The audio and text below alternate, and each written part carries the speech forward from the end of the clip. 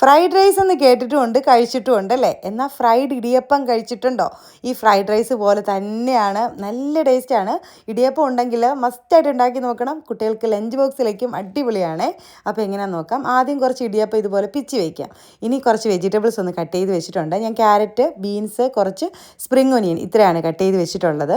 ആദ്യം ഇനി നമുക്ക് പാൻ വെച്ച് കുറച്ച് ബട്ടറും ഓയിലും ഒഴിച്ചു കൊടുത്ത് ചൂടായപ്പം വെളുത്തുള്ളി ചെറുതായിട്ട് കട്ട് ചെയ്ത് ഇട്ട് കൊടുത്തു. പിന്നെ നമ്മൾ ക്യാരറ്റ്, ബീൻസ് ഇട്ട് കൊടുത്ത് ഒന്ന് വാടി വന്നപ്പം സ്പ്രിംഗ് ഒനിയൻ ഇട്ട് കൊടുത്തു. ഉണ്ടെങ്കിൽ സ്പ്രിംഗ് ഒനിയൻ ഇടാം, ഇല്ലെങ്കിൽ കുറച്ച് സവോള കട്ട് ചെയ്തിട്ടാലും മതിയേ. അതെല്ലാം ഒന്ന് വാടി വന്നപ്പോൾ കുറച്ച് ഗരം മസാലയും കുരുമുളക് കൂടി ഇട്ട് കൊടുത്തേ. എന്നിട്ട് നന്നായിട്ട് മിക്സ് ചെയ്തെടുത്തു. 2 മുട്ട പൊട്ടിച്ച് ഒഴിച്ചിട്ട് അതും കൂടെ ഒന്ന് ചിക്കി എടുത്തേ.